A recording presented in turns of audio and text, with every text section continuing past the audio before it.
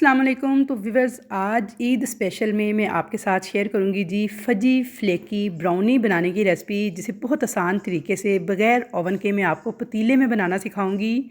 और यहाँ पे आप माशाल्लाह से इसके फ्लेक्स चेक कर सकते हैं और इसका फज चेक कीजिए। बहुत ही शानदार बन के तैयार होती है। बहुत ही आसान तरीके से मैं आपको फजी फ्लेकी ब्राउनी बनाना सिखाऊंगी। तो इस ईद पर आप ज़रूर ट्राई कीजिएगा इस ब्राउनी की रेसिपी को, और मेहमानों को मीठे में कुछ हटके सर्व कीजिएगा जी। फजी फ्लेकी ब्राउनी बग़ैर ओवन के, बग़ैर बीटर के, बेहद आसान तरीके से बन के तैयार हो जाती है। छोटी छोटी टिप्स हैं जिन्हें आपने फॉलो करना है, तो यकीन करें कि ये रेसिपी इतनी ज़बरदस्त बन के तैयार होगी ना कि जो खाएगा आपका दीवाना हो जाएगा। तो चलिए जी रेसिपी स्टार्ट करते हैं। सबसे पहले मैंने मेजरिंग स्केल पे ली है डार्क चॉकलेट 150 ग्राम। इसके अंदर ऑयल डाल दूंगी, कुकिंग ऑयल 100 ग्राम। अच्छा, जिनके पास ग्राम स्केल नहीं है तो आपने क्या करना है जी, आपको मैं बताती हूँ वीडियो के एंड पे कि इसका क्या हल है। सबसे पहले आप रेसिपी देख लें। ऐसे आप लोगों को मेरा एक मुखलसाना मशवरा ये है कि जो बेकिंग के शौकीन लोग हैं कि एक ये वाला किचन स्केल ज़रूर ख़रीद के रख लें। 800-900 रुपये का आ जाता है, दराज पे भी अवेलेबल है और बड़े काम की चीज़ है। बिल्कुल परफेक्ट आपकी बेकिंग होती है। लेकिन चले मैं आपको जिनके पास नहीं है उसका भी हल बताती हूँ, आप उसके लिए वीडियो को देखिएगा एंड तक। तो यहाँ पे देखिए जी 150 ग्राम थी डार्क चॉकलेट मैंने क्रश करके ली। उसके अंदर 100 ग्राम डाल दिया है कुकिंग ऑयल। अब मैं इसके अंदर डाल रही हूँ कोको पाउडर 25 ग्राम।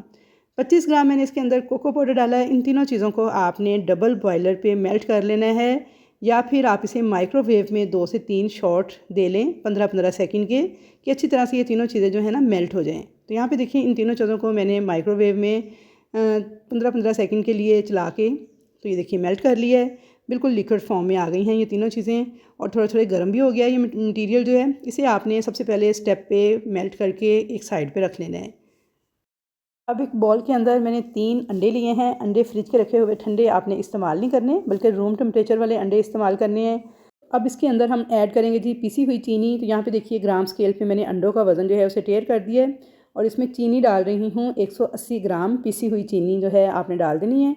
अब आपने क्या करना है जी, इसे बीटर के साथ या फिर हैंड विस्कर के साथ मिक्स कर लेना है, क्योंकि इसे बहुत ज़्यादा बीट नहीं करना हमने, बस थोड़ा सा ही बीट करना है। तो इसलिए आप हैंड विस्कर भी इस्तेमाल कर सकते हैं। अगर आपके पास बीटर नहीं है तो तब भी आप इस रेसिपी को बना सकते हैं। तो यहाँ पे देखिए मैंने बीटर को चलाया थोड़ा सा, और ये देखिए इसे इतना मैंने इसे बीट किया है कि बस थोड़ी सी फ्लोई सी कंडीशन होनी चाहिए इसकी। बहुत ज़्यादा आपने इसे ओवर बीटिंग नहीं करनी। तो यहाँ पे मैंने आपको दिखा दिया है कि अंडे कैसे होने चाहिए बीट करने के बाद। अब आ जाता है इस रेसिपी का ट्रिकी पॉइंट।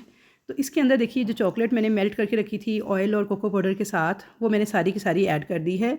लेकिन इसे मैंने हल्का सा गर्म किया है, यानी माइक्रोवेव किया है मैंने इसे 4 से 5 सेकंड। तो चाहे गर्मी का मौसम हो या सर्दी का मौसम हो, आपने चॉकलेट वाला जो मटेरियल है इसे हल्का सा नीम गर्म जो है ना वो ऐड करना है अंडों के साथ। तो आपकी ब्राउनी के ऊपर फ्लेक्स भी बहुत ज़बरदस्त आएंगे और इसका फज भी बहुत ज़बरदस्त बनेगा। तो यहाँ पे देखिए जी स्पैचुला के साथ अच्छी तरह से मैंने सारे का सारा चॉकलेट वाला मटेरियल जो है ना नीम गर्म सा ऐड कर दिया है अंडों के अंदर। तो बस ये वो स्टेप है जी। यहाँ पे बहुत सारे जो बिगनर्स हैं या जो पहली दफ़ा इस रेसिपी को ट्राई करते हैं ना, वो गलती कर जाते हैं कि वो चॉकलेट वाला मटेरियल जो है अच्छी तरह ठंडा करके फिर ऐड करते हैं। तो उसके बाद ना तो ब्राउनी के अंदर फज बनता है, ना ही फ्लेक्स आते हैं, और ये हार्ड सा मटीरियल हो जाता है। जबकि आपने इसे इस स्टेज पर, अगर आपका मटीरियल ठंडा हो चुका हो, तो आपने इसे हल्का सा माइक्रोवेव करके 1 से 2 सेकंड नीम गर्म सा कर लेना है। उंगली से बाकायदा आपने चेक करके फिर ऐड करना है। तो यहाँ पे देखिए ये सारा मटीरियल डाल के मैंने अच्छी तरह से स्पैचुला के साथ इसे मिक्स कर लिया है अंडों के साथ। अब इसके ऊपर एक छलनी रखेंगे और इसके अंदर हम मैदा डालेंगे 100 ग्राम। 100 ग्राम मैदा आपने छानते हुए इस तरह से सारा एक ही बार में ऐड कर देना है, और इसे भी स्पैचुला के साथ आपने एक ही डायरेक्शन में इस तरह से मिक्स कर लेना है। तो यहाँ पे देखिए जी स्पैचुला के साथ मैंने मैदे को अच्छे से मिक्स कर लिया है। कोई भी लंप या गुठली वगैरह बाकी नहीं रहनी चाहिए। छान के आपने मैदे को ऐड करना है। और यहाँ पे एक मोल्ड था 8 बाय 8 का, जिसके अंदर मैंने मोटे वाला पेपर लगा के उसे ऑयल यानी ग्रीस वगैरह कर लिया था अच्छी तरह से। आपने मोल्ड के नीचे भी ग्रीस करना है, उसे पेपर लगाना है। उसके बाद पेपर को आपने किनारे तक ऊपर की तरफ बढ़ा लेना है। तो यहाँ पे गौर से देख लें, मोल्ड को आपने इस तरह से पेपर लगा के रेडी करना है। जबकि केक वगैरह में हम सिर्फ नीचे लगाते हैं पेपर बेस में, जबकि ब्राउनी के वक्त आपने इसके किनारों की तरफ भी 2-2 इंच पेपर को किनारे की तरफ बढ़ा के फिर लगाना है। और अच्छी तरह से ऑयल आपने पेपर के दोनों तरफ लगा लेना है, नीचे भी और उसके ऊपर भी।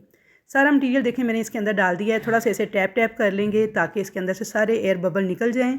और यहाँ पे एक अदद पतीला जो है मैंने 15 मिनट पहले मीडियम फ्लेम पे चूल्हे पे रख दिया था, जो कि बहुत अच्छी तरह से प्री हीट हो चुका है।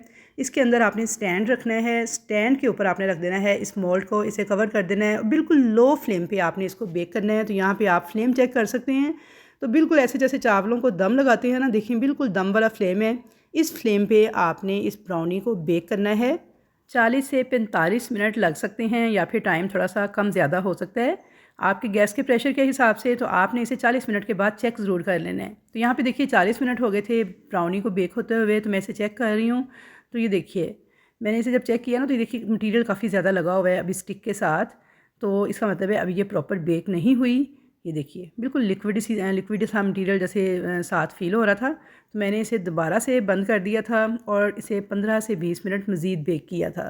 तो यहाँ पे मैंने इसे 15 मिनट के बाद चेक किया है। तो ये देखिए अब बिल्कुल हल्का सा क्रम लगा हुआ है स्टिक के साथ।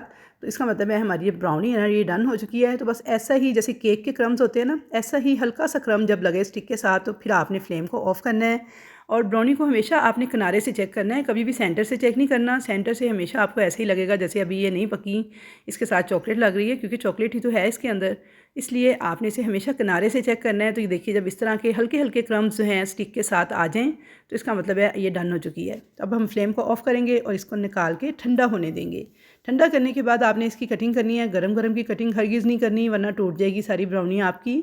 तो यहाँ पे मैंने इसे 1 से 2 घंटे के लिए इसी तरह से काउंटर पे छोड़ दिया था। जब ये रूम टेम्परेचर पे आ गई, मुकम्मल तौर पे ठंडी हो गई थी, उसके बाद अब मैं इसकी कटिंग कर रही हूँ। तो आपने गर्म पानी में नाइफ़ को डिप कर लेना है और इस तरह से इसकी कटिंग कर लेनी है। 3x3 के पीसेस काट लें, जैसे पीसेस आपका दिल चाहे आप इसकी कटिंग कर सकते हैं। और यहाँ पे देखिए जी कटिंग मेरी सारी कंप्लीट थी और मैं अब आपको एक ब्राउनी चेक करवा दूँ कि कितनी शानदार बन के तैयार हुई है। तो ये देखिए माशाल्लाह से इसके फ्लेक्स देखें कितने शानदार आए हैं, और फज चेक कीजिए, बिल्कुल सॉफ्ट नरम मुलायम और फजदार फ्लेकी ब्राउनी हमारी बन के तैयार है, और वो भी बहुत ही आसान और बहुत ही बेसिक टिप्स के साथ। तो आई होप व्यूअर्स कि आपको मेरी आज की ये रेसिपी ज़रूर पसंद आएगी। रेसिपी अगर आपको इस स्टेज पर ज़रा भी अच्छी लग रही है तो जल्दी से वीडियो को लाइक कर दें। चैनल पर नए हैं तो सब्सक्राइब कर लें और फॉलो कर लें मुझे टिकटॉक पे भी, फेसबुक पे भी और यूट्यूब पे भी। अब यहाँ पे मैंने थोड़ी सी डार्क चॉकलेट को पाइपिंग बैग में डाल के गर्म पानी में डिप करके रख दिया था, वो मेल्ट हो गई थी। तो उसके साथ आपने इस तरह से ब्राउनीज़ को कर लेना है डेकोरेट। ऊपर ईद मुबारक का टैग लगा दें, तो अपने प्यारों को गिफ्ट करें इस ईद पर ये मज़ेदार किस्म की ब्राउनीज़ बनाकर, या फिर अपनी ईद दावत में 1 बाइट ब्राउनी बनाकर सर्व करें मेहमानों को। तो यकीन करें खाने वाले उंगलियां चाटते रह जाएंगे और आपकी तारीफ़ किए बिना नहीं रह पाएंगे। तो सारी छोटी छोटी टिप्स और ट्रिक्स मैंने आपके साथ शेयर कर दी हैं। फिर भी अगर किसी बात की समझ नहीं आई तो आप मुझसे कमेंट सेक्शन में पूछ सकते हैं। तो इंशाल्लाह ताला मुलाकात होगी आपके साथ एक अच्छी और नई रेसिपी के साथ। तब तक के लिए अल्लाह हाफिज़।